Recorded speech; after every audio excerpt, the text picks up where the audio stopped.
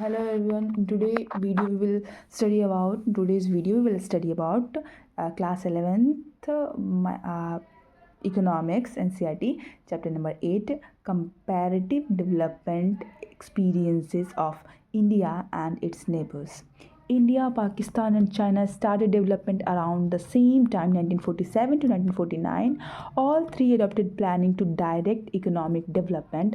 Political system देखो, India democratic Republic है, parliamentary system है, पार्लियामेंट्रिक डेमोक्रेसी है, पाकिस्तान में मिक्स्ड है, मिलिट्री प्लस सिविलियन रूल है। और हम ही जानते हैं कि सिविलियन क्या है, मिलिट्री ही है सब कुछ वहाँ पे, वैसे तो हम ही जानते हैं, जो सभी जानते हैं। चाइना में देखो कम्युनिस्ट वन पार्टी रूल है वहाँ पे। इनिशियल डेवलपमेंट स्ट्रैटेजीज़ में देखो इंडिया का क्या की स्ट्रैटेजी रहा। इंडिया में मिक्स्ड इकोनॉमी हमने अपनाया, emphasis on public sector and self reliance. China ने देखो command economy, focus on heavy industry and collectivisation.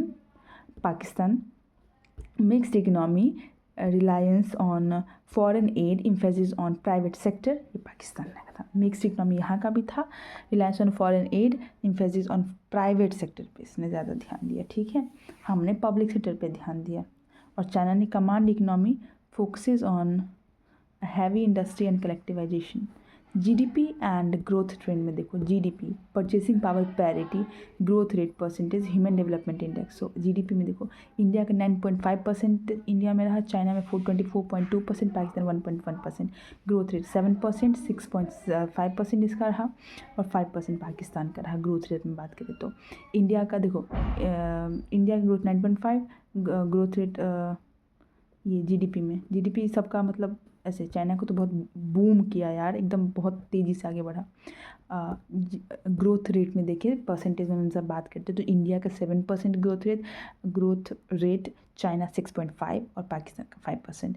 Human development index में देखें 0.633% इंडिया, मतलब सभी में बराबर ही था। देखो जब ये इंडिपेंडेंस के बाद 1947 से 1949 के बीच ही ये इंडिया, पाकिस्तान और चाइना की इकनॉमी आगे बढ़ना शुरू किया। यहाँ से एक नया मोड़ लिया सबका। लेकिन चाइना ने अपनी जीडीपी को बहुत हद तक आगे बढ़ाया है। एग्रीकल्चर इंडस्ट्री में देखो India, moderate industrial growth, green revolution in agriculture India. China में देखो earlier collectivisation, later liberalisation in agriculture. ठीक है, moderate agricultural growth, green revolution in agriculture India ने। चाइना ने किया कि early collectivisation, later liberalisation in agriculture. Pakistan growth in agriculture but poor land reforms. Pakistan गरीब country था, तो मतलब रहा ही इसमें दोनों एग्रीगेटेड इकनॉमी ही थी। पाकिस्तान का क्या था कि वहाँ पे उसका उसके लॉज ही उतने अच्छे नहीं थे, उसके रिफॉर्म ही एग्रीकल्चर सेक्टर में उतने अच्छे नहीं थे, इसकी वजह से वो पीछे रह गया। फिर यदि हम देखें पॉपुलेशन एंड डेमोग्राफिक्स में तो फीचर्स देखो, पॉपुलेशन में इंडिया का नियरली 1.43 बिलियन, चाइना का 1.41 बिलियन, पाकिस्तान का 240 मिलियन। सो पॉपुलेशन ग्रोथ में देखो डिक्लाइनिंग इसका पॉपुलेशन उसमें उस टाइम पे ये हाई था। सेक्स रेशियो में देखो 100/1000 मेल पे 2929 फीमेल थी, इसमें 2926, मतलब इंडिया और चाइना लगभग सेम ही था, सबका तो सेम ही है लगभग। ठीक है, देख ही लो, लेकिन नियरली सेम है। इंडिया उस वक्त, पाकिस्तान का पॉपुलेशन बहुत हाई था। हेल्थ इंडिकेटर्स में देखो, लाइफ एक्सपेक्टेंसी 77 एज पे, और इसका चाइना अच्छा था, इसमें सब में चाइना अच्छा है यार। इन्फेंट मोरालिटी में देखो 27, इसका 7, उसका मेरे को डाटा मिला नहीं अभी। एजुकेशनल एंड लिटरेसी में देखिए तो India literacy rate approx India का 77% था, चाइना का 96 और पाकिस्तान का 59% अप्रॉक्स। इकोनॉमिक रिफॉर्म इंडिया 1991 में एलपीजी स्कीम इंडिया में, चाइना ने 1978 में market socialism special economic zones. ठीक है, और पाकिस्तान ने 1988 में IMF international monetary fund led structural adjustment.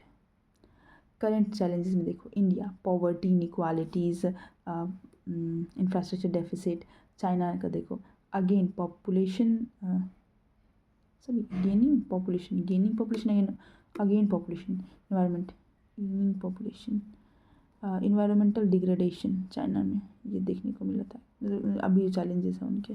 और पाकिस्तान का पॉलिटिकल इंस्टेबिलिटी है, debt burden, education deficit. So that's all for today, guys. We have completed class 11th NCERT economics.